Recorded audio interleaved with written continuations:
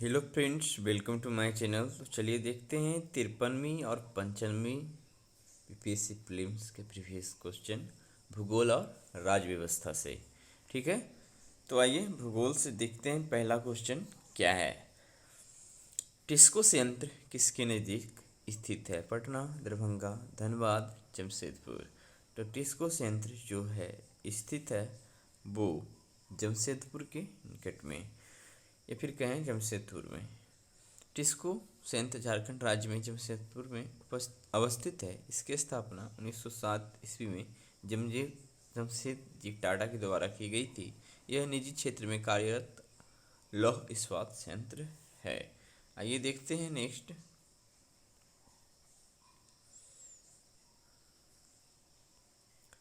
निम्न में से कौन सा शहर गंगा नदी के किनारे स्थित नहीं है? फतेहपुर, भागलपुर, उत्तरकाशी, कानपुर। तो आंसर होगा ऑप्शन उत्तरकाशी, जो है गंगा नदी के किनारे स्थित नहीं है। व्याख्या में कुछ ऐसा है कि गंगा नदी उत्तराखंड के उत्तरकाशी जिले के गंगोत्री के पास गोमुख हिमालय से निकलती है। भागीरथी एवं अलकनंदा नदियों के संगम देवप्रयाग से वास्तव में ये नदी गंगा कहलाती है। ठीक है ना, इसीलिए उत्तरकाशी जो होगा गंगा नदी के किनारे स्थित नहीं माना जाएगा। फतेहपुर, कानपुर एवं भागलपुर शहर गंगा नदी के किनारे स्थित है। पटना भी। ठीक है, आइए नेक्स्ट देखते हैं। अमृतसर एवं शिमला लगभग एक ही अक्षांश पर स्थित है, परंतु उनकी जलवायु में भिन्नता का कारण क्या है? तो चार ऑप्शन है। उनकी ऊंचाई में भिन्नता, बी है उनके समुद्र से दूरी, सी है शिमला में बर्फबारी और डी है अमृतसर में प्रदूषण। तो कारण है उनकी ऊंचाई में भिन्नता के कारण ही उनकी जलवायु में अंतर है। अमृतसर व शिमला लगभग एक ही अक्षांश पर स्थित है, परंतु उनकी जलवायु में भिन्नता ऐसा इन दोनों के समुद्र तल से ऊंचाई में भिन्नता के कारण होता है। ठीक है, आइए देखते हैं नेक्स्ट। झारखंड में कोयला की खानें स्थित है। झरिया में, रांची में, जमशेदपुर में, लोहरदगा में। तो ये आंसर होगा ऑप्शन ए, झरिया में। ठीक है, व्याख्या। झारखंड में स्थित प्रमुख कोयला खाने झरिया, बोकारो, गिरिडीह, रामगढ़, उत्तरी एवं दक्षिणी करनपुरा, ललमटिया, डाल्टनगंज इत्यादि हैं, जबकि झरिया से राज्य का लगभग 50% कोयला निकाला जाता है। आइए नेक्स्ट देखते हैं। क्षेत्रफल के क्रम में भारत के बड़े राज्य हैं। राजस्थान, मध्य प्रदेश, महाराष्ट्र पहला ऑप्शन, दूसरा है मध्य प्रदेश, राजस्थान, महाराष्ट्र, तीसरा है महाराष्ट्र, राजस्थान, मध्य प्रदेश और डी है मध्य प्रदेश, महाराष्ट्र, राजस्थान। तो आपको ऑप्शन जैसा कि दिख रहा है कि होगा राजस्थान, मध्य प्रदेश, महाराष्ट्र। क्षेत्रफल की दृष्टि से भारत के प्रथम तीन बड़े राज्य क्रमशः राजस्थान, मध्य प्रदेश तथा महाराष्ट्र है। सबका आपका क्षेत्रफल दिया हुआ है और लगता है एक दो पहले के प्रीवियस में भी ये क्वेश्चन था। देखिए पीछे के वीडियो आप देख सकते हैं। जबकि गोवा क्षेत्रफल की दृष्टि से भारत का सबसे छोटा राज्य है, जिसका क्षेत्रफल मात्र 3702 वर्ग किलोमीटर है। आइए नेक्स्ट देखते हैं। भारत का अधिकतम गेहूं उत्पादक राज्य है। हरियाणा, पंजाब, बिहार, उत्तर प्रदेश। तो भारत का अधिकतम गेहूं उत्पादक राज्य है ऑप्शन डी, उत्तर प्रदेश। भारत का अधिकतम गेहूं उत्पादक राज्य उत्तर प्रदेश है। देश के कुल गेहूं उत्पादन का लगभग 35.38% अकेले उत्तर प्रदेश करता है। उत्तर प्रदेश का कुल खाद्यान्न उत्पादन में भी पहला स्थान है।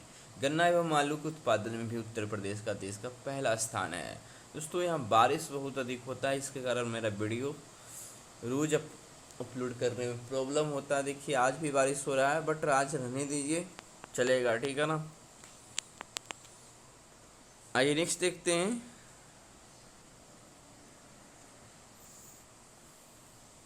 भारत के किन राज्यों में गन्ना सबसे ज़्यादा पैदा होता है?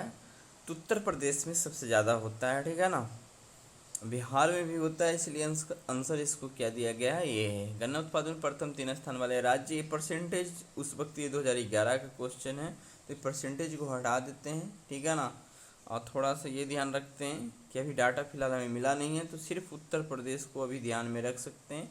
तो अभी भी लगभग क्रम यही होगा, ये परसेंटेज में कुछ ना कुछ प्रॉब्लम हुआ है। ठीक है, तो नए डाटा यदि मिलता है तो हम इसे कम्युनिटी पोस्ट में ज़रूर पोस्ट करेंगे।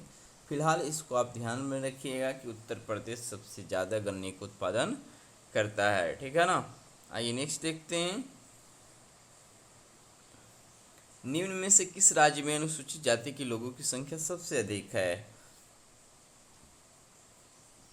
तो ये आंसर होगा ऑप्शन सी, उत्तर प्रदेश। भारत में अनुसूचित जाति के लोगों की सर्वाधिक जनसंख्या उत्तर प्रदेश राज्य में पाई जाती है, जबकि सर्वाधिक प्रतिशत जो है जनसंख्या पंजाब में है अनुसूचित जाति का। आइए नेक्स्ट देखते हैं। भारतीय कोयला उद्योग की निम्नलिखित समस्याओं पर विचार करें। निम्न कोटि का कोयला एवं कोयला संचालन में बाधा। दूसरा है धुलाई संस्थानों की उपयुक्तता क्षमता में कमी। 3 है कोकिंग कोयला के आयात पर बढ़ती निर्भरता। और 4 है कार्य संचालन कीमतें। तो भारतीय कोयला उद्योग निम्नलिखित समस्याओं पर विचार करें तो उपरोक्त में कौन सा सही है? तो सारे समस्या सही है, ऑप्शन बी हो जाएगा यहाँ पे करेक्ट। आइए नेक्स्ट देखते हैं। अच्छा वही चीज़ है, इसको आगे लेकर चलते हैं। भारत की काली मिट्टी का क्षेत्र प्रसिद्ध है तिलहन के लिए, मक्का के लिए, कपास के लिए, गन्ना के लिए। तो भारत की काली मिट्टी का जो क्षेत्र है वो प्रसिद्ध है, ऑप्शन सी कपास के लिए। भारत में काली मिट्टी कपास के लिए प्रसिद्ध है। काली मिट्टी का विस्तार सबसे अधिक महाराष्ट्र और गुजरात राज्यों में है। यह दक्कन के पठारी क्षेत्रों में भी पाई जाती है। आइए नेक्स्ट देखते हैं। पौधे को सबसे अधिक पानी किस मिट्टी में मिलता है? चिकनी मिट्टी, 500 मिट्टी, बलुई मिट्टी या लोम मिट्टी। तो पौधे को सबसे अधिक पानी किस मिट्टी में मिलता है? तो बोला जा रहा है कि बलुई मिट्टी में मिलेगा। ठीक है, पौधे को सबसे अधिक पानी बलुई मिट्टी में मिलता है। आइए नेक्स्ट देखते हैं। किस मिट्टी में कैसिका सबसे अधिक प्रभावशाली होता है? चिकनी मिट्टी, 500 मिट्टी, बलुई मिट्टी, लोम मिट्टी। तो किस मिट्टी में कैसिका सबसे अधिक प्रभावशाली होता है? तो ये ऑप्शन हो जाएगा चिकनी मिट्टी। चिकनी मिट्टी में कैसिका या फिर जिसको बोलते हैं इंग्लिश में कैपिलरी, ठीक है ना, सबसे अधिक प्रभावशाली होता है। आइए नेक्स्ट देखते हैं। महाद्वीप अलग कैसे हुए थे? ज्वालामुखी फूटने से, विवर्तनिक क्रिया से, चट्टानों के विलयन भ्रंशन से, डी है उपरोक्त सभी। तो ये हो जाएगा आपका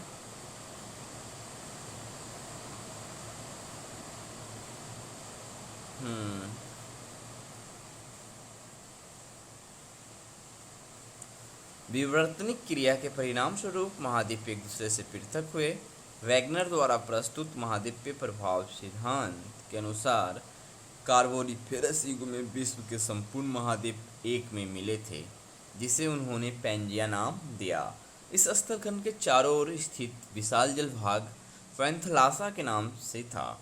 कालांतर में पैंजिया के विखंडन होने से तथा विखंडित भाग के प्रवाहित होने से विभिन्न महाद्वीपों और महासागरों की वर्तमान स्थिति प्राप्त हुई। 1960 ईस्वी में हैरी हैस ने अपना प्लेट विवर्तनिक सिद्धांत प्रस्तुत किया, जिसके अनुसार सभी महाद्वीप एवं महासागर विभिन्न प्लेटों के ऊपर स्थित है, जो हमेशा संचरणशील है। तो जो भी महाद्वीप का निर्माण हुआ सबसे सटीक कारण विवर्तनिक क्रिया को माना जाता है। ठीक है, आइए देखते हैं 40 नंबर क्या कह रहा है। निम्नलिखित में से कौन सा सौरमंडल का भाग्य नहीं है? क्षुद्र ग्रह, धूमकेतु, ग्रह, निहारिका। तो निम्नलिखित में कौन सा सौरमंडल का भाग्य नहीं है? तो आंसर होगा ऑप्शन डी, निहारिका। निहारिका अत्यधिक प्रकाशमान आकाशीय पिंड है जो गैस और धूल के कणों से मिलकर बना होता है। मंगल एवं बृहस्पति ग्रह की कक्षाओं के बीच कुछ छोटे छोटे आकाशीय पिंड है जो सूर्य की परिक्रमा कर रहे हैं, उसे क्षुद्र ग्रह कहते हैं। तो क्षुद्र ग्रह, धूमकेतु और ग्रह ये तो सौरमंडल का भाग माना जाता है, बट निहारिका को सौरमंडल का भाग नहीं माना जाता है।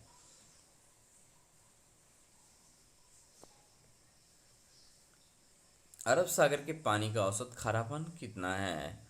तो अरब सागर का पानी का औसत खारापन 25 ppt है। अरब सागर के पानी का औसत लवणता या खारापन लगभग 25 ppt है, जबकि महासागरों में औसत लवणता 35% है। सामान्यतः सागरीय जल में लवण पदार्थ घुले रहते हैं, जिसे सागरीय जल की लवणता कहते हैं। आइए नेक्स्ट देखते हैं।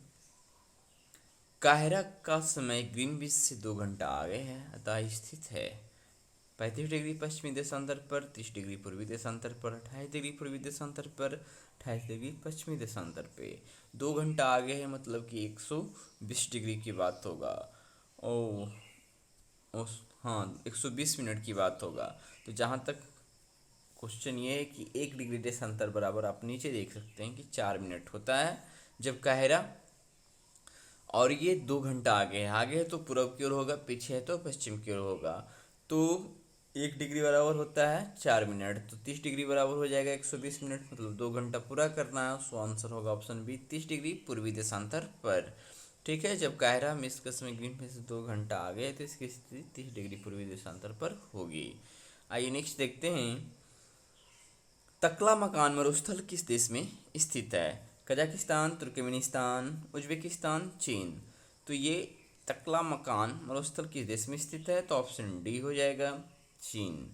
तकला मकान मरुस्थल चीन के तारिम बेसिन में स्थित है। इसके उत्तर में तिएन शान पर्वत और दक्षिण में क्यूनूल पर्वत है। इसकी औसत ऊंचाई 600 मीटर है। यह मरुस्थल लगभग 3,20,000 वर्ग किलोमीटर क्षेत्र में विस्तृत है। इस मरुस्थल में बालू का स्तूपों के निरंतर बदलते रहने का स्वरूप दिखाई देता है।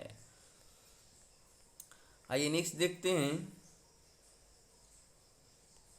हिंद महासागर और लाल सागर को कौन सी जल संधि जोड़ती है? बाब अल मंदेब, बॉस्फोरस, हॉर्मुज, मलक्का।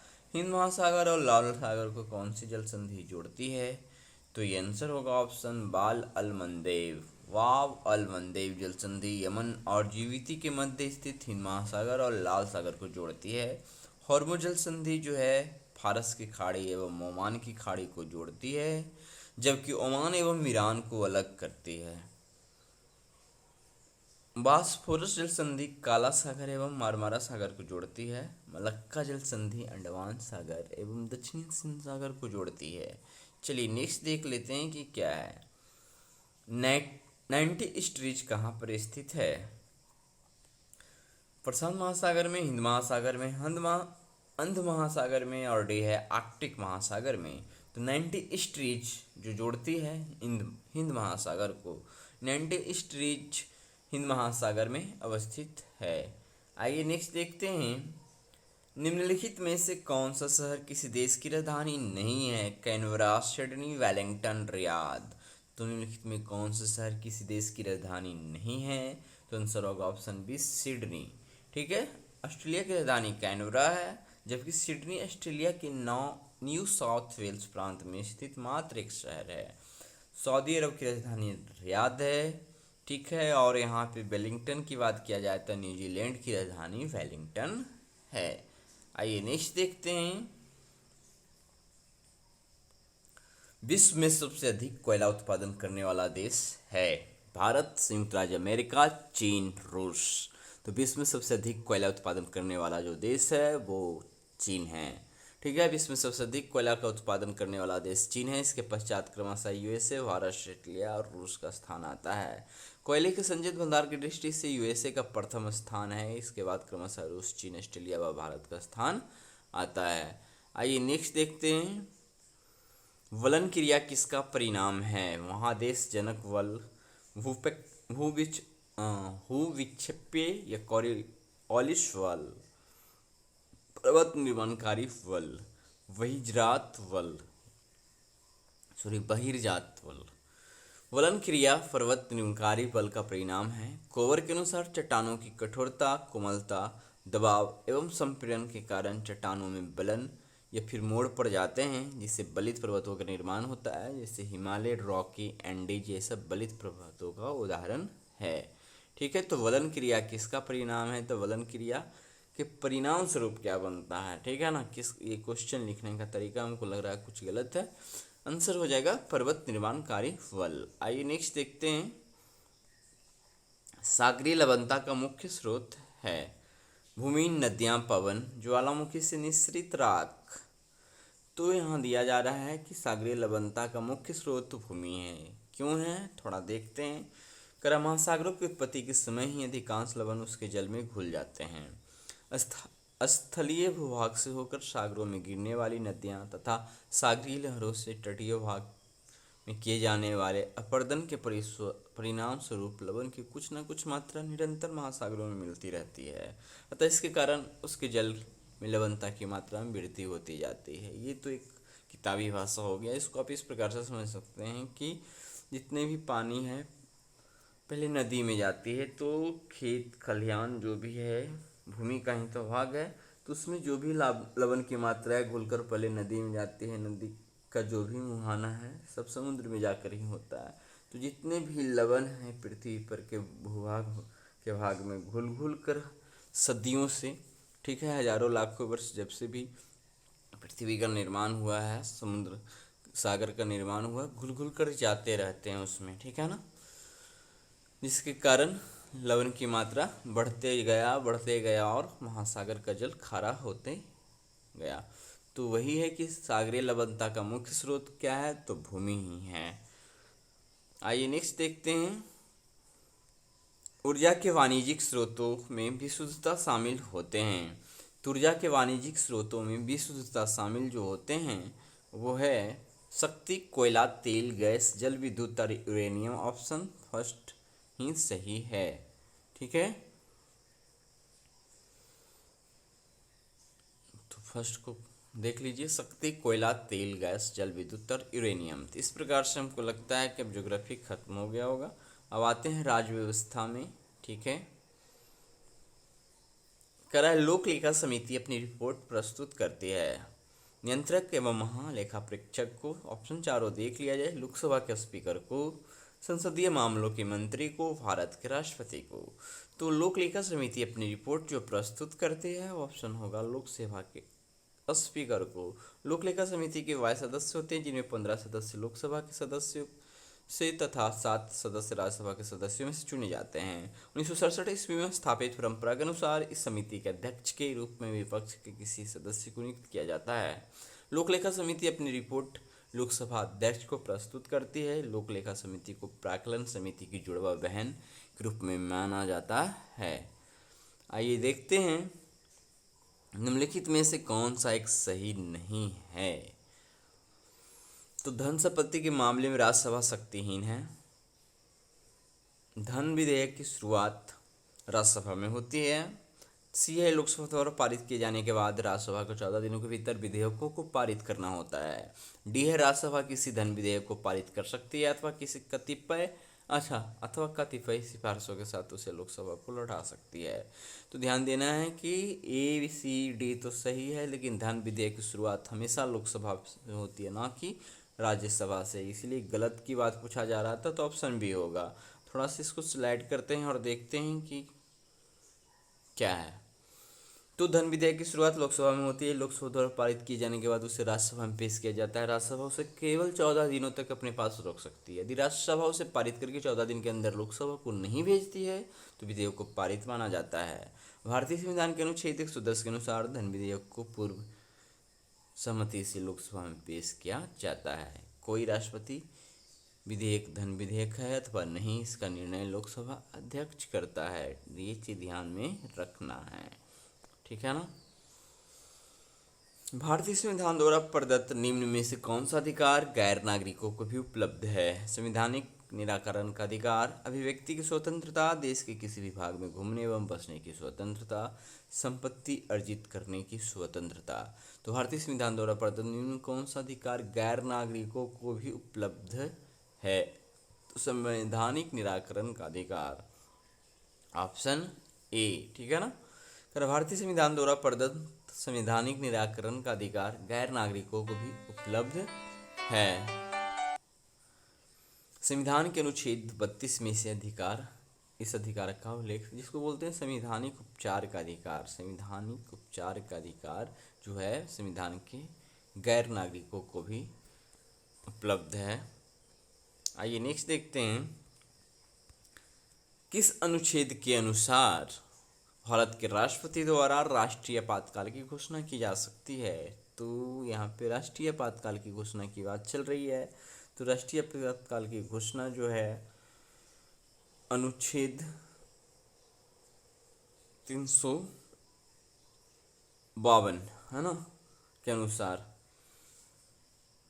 हो जाएगा। तो संविधान के अनुच्छेद 352 के अनुसार भारत के राष्ट्रपति द्वारा राष्ट्रीय आपातकाल की घोषणा की जा सकती है। उसी प्रकार जबकि अनुच्छेद 356 के तहत राज्यों में राष्ट्रपति शासन की उद्घोषणा की जाती है।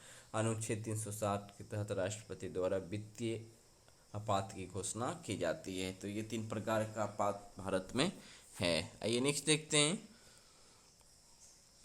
निम्नलिखित कथनों में से कौन सा एक सही नहीं है। सर्वोच्च न्यायालय का गठन 1950 ईस्वी में हुआ था। सर्वोच्च न्यायालय देश की उच्चतम अदालत है, इसमें अपील की जाती है। सी है, सर्वोच्च न्यायालय कोर्ट मार्शल को छोड़कर अन्य किसी भी उच्च न्यायालय अदालतों की सुनवाई कर सकता है। सर्वोच्च न्यायालय कोर्ट मार्शल के साथ अन्य किसी भी उच्च न्यायालय अदालतों की सुनवाई कर सकता है। तो निम्नलिखित कथनों में कौन सा एक सही नहीं है। तो सर्वोच्च न्यायालय कोर्ट मार्शल को छोड़कर अन्य किसी भी उच्च न्यायालय अदालतों की सुनवाई कर सकता है, ये नहीं सही है। तो क्या है, नीचे देखते हैं। करा है, भारतीय सर्वोच्च न्यायालय का गठन 1950 में। सर्वोच्च न्यायालय कोर्ट मार्शल को छोड़कर अन्य किसी भी उच्च न्यायालय की अदालतों की सुनवाई कर सकता है।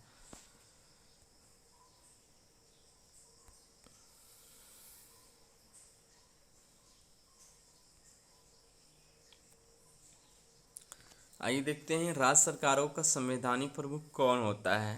मुख्यमंत्री, राज्यपाल, अध्यक्ष। डी है, उच्च न्यायालय का न्यायाधीश।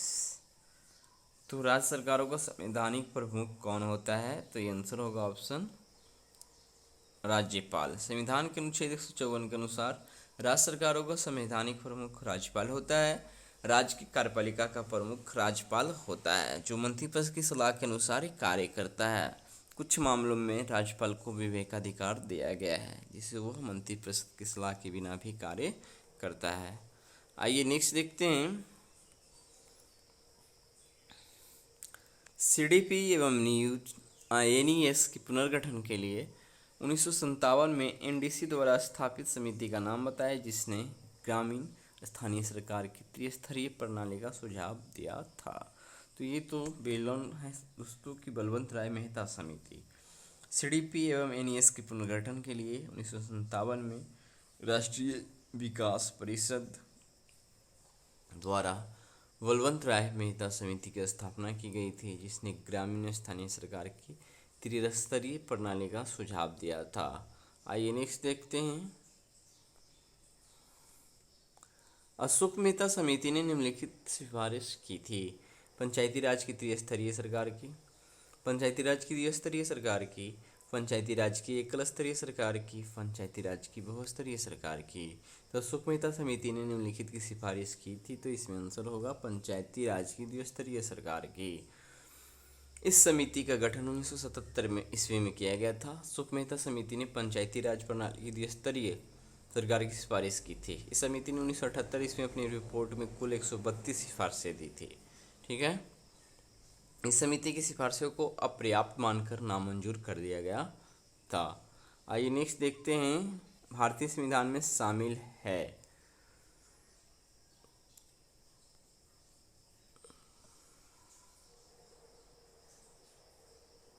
तो ये हो जाएगा 395 अनुच्छेद, 22 भाग और 12 अनुसूचियाँ। और जो भी अनुच्छेद एक्स्ट्रा जुड़े हैं, इसमें ए बी सी डी कर जुड़े हैं, इसीलिए मूल रूप से जो अनुच्छेद की संख्या है अभी भी 395 ही हैं। ठीक है ना, उसी में कखा गघा करके जो वृद्धि हुआ है, उसी का कारण 444 या उससे एभव अनुच्छेद की बात कही जाती है। लेकिन मूलतः ठीक है अभी वही है। और साथ ही साथ देखिए, नीचे व्याख्या में लिखा गया है कि मूल संविधान में 395 अनुच्छेद, 22 भाग एवं 8 अनुसूचियाँ शामिल थी। ऐसा उस वक्त की बात है, जबकि वर्तमान में भी भारतीय संविधान में 395 अनुच्छेद, 22 भाग एवं 12 अनुसूचियाँ हैं। तो अनुच्छेद की संख्या 395 ही है। ठीक है ना।